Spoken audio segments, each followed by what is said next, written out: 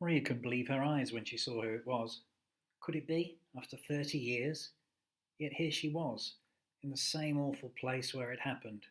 It was her, Lola. She hadn't aged well. Obviously the demon drink had caught up with her.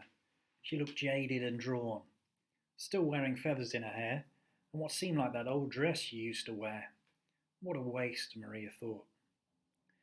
It was 30 years ago on one fateful night.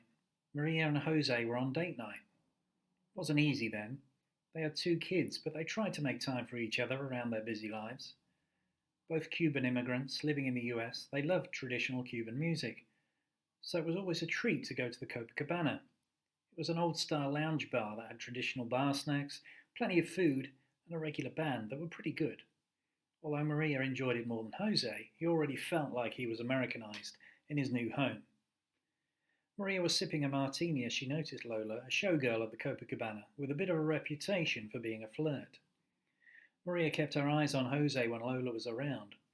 Lola had yellow flowers in her hair tonight, which Maria thought looked cheap. "Just look at her," said Maria to Jose.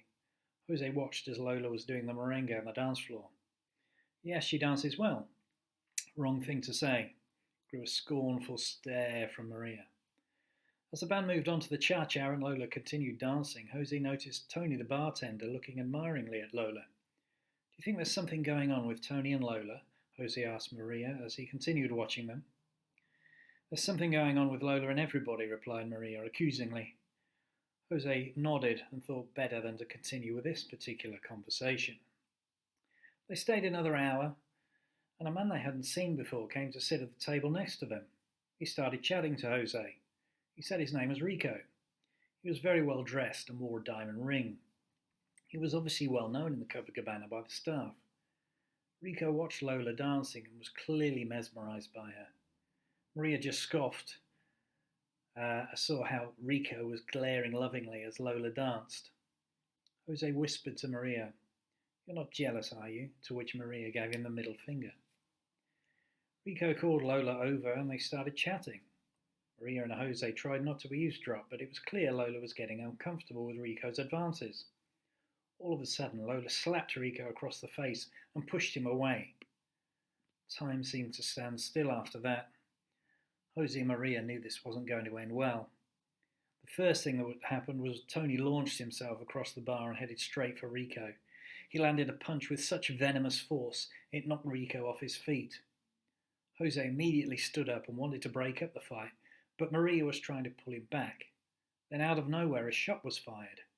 The next thing she remembered, she was sunk back on her knees, her ears ringing from the sound. She looked up and Tony was lying next to her on the floor, his eyes open, but there was nothing behind them. His dead eyes were just looking up at the ceiling. She was relieved to see Jose slumped in his seat, but Rico was nowhere to be seen. He had fled the scene. Maria managed to pull herself to her feet and went over to Jose. She looked at him and just froze in shock. He had also been hit. His shirt was full of blood and he had a hole in his stomach. Maria let out a screaming wail of a cry. Jose was rushed to hospital, but it was all too late. There were police interviews, statements, and promises, but Rico was never seen again. Maria was now a single mother and never remarried. The Copacabana was now a disco, no longer a lounge bar.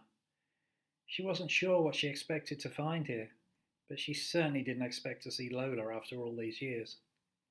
Maria had never thought much of Lola, but now here they were, reunited in their shared grief and remembrance.